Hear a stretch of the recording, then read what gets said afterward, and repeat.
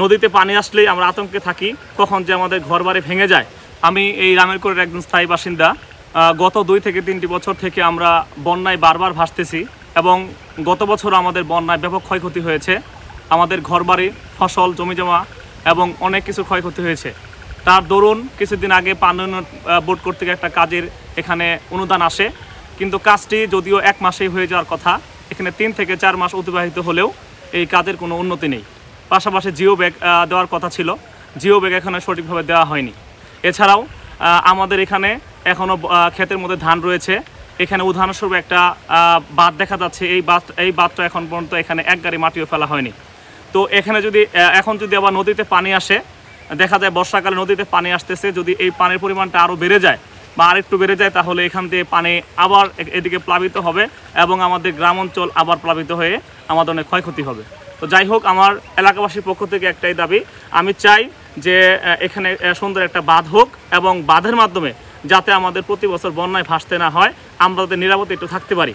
নদীতে পানি আসলেই আমরা আতঙ্কে থাকি, কখন যে আমাদের ঘরবাড়ি ভেঙে যায়, যাতে এই আতঙ্ক থেকে আমরা মুক্তি পাই, এই এলাকাবাসীর পক্ষ থেকে আমার এটাই চাওয়া। ঝিনাইগাতি উপজেলার খোলকুড়া গ্রামের যে নদীর পাড় আছে, নদীর পাড়ে যে নদীর বাঁধটি দেওয়ার কথা ছিল, সেই কাজের খুবই ধীরগতি হওয়ার কারণে আমরা গ্রামবাসী আতঙ্কে থাকি, যে কোনো সময় আমাদের এই বাঁধটি ভেঙে যেতে পারে এবং আমাদের যে ক্ষতি হবে।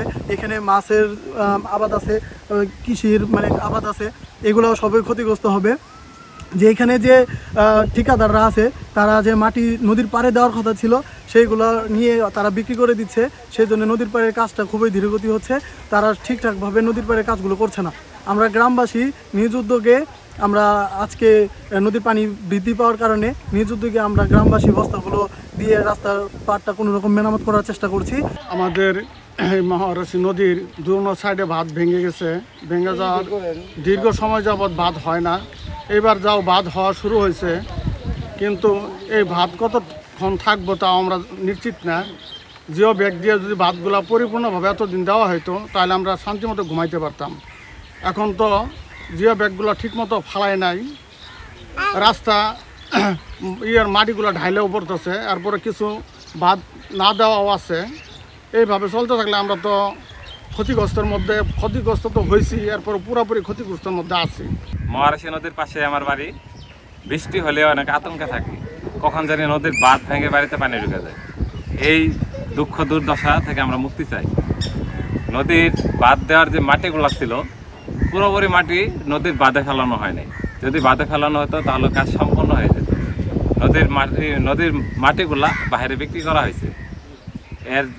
এর সঠিক বিচার চাই আমরা, আর কাজ দ্রুত গতিতে কাজ চাই আমরা। নদীর পাড়ে আমার বাড়ি, কারণ কখন যে ভেঙে যায় আমরা খুব কষ্টে আছি। কারণ এখানে গাড়ির মাটি আনিয়ে যে কই ফেলে দেয় আমরা কইতে পারি না, কারণ আমাদের খুবই কষ্টে আছে। আসলে আমরা দীর্ঘদিন থেকে খুব আতঙ্কের ভিতরে আছি।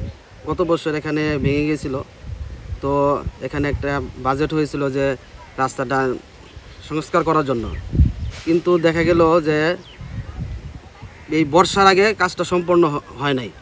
তো এখন আমরা খুবই আতঙ্কের ভিতরে আছি, যে কোনো মুহূর্তে, যে আজকে পাহাড়ে পানি আসতে প্রায় ভেঙে যাওয়ার উপক্রম হয়েছে। আর মনে হয় কিছু পানি হইলেই ভেঙে যাবে। তো আমরা খুব আতঙ্কের আছি, যাতে করে তাড়াতাড়ি কাজটা হয়।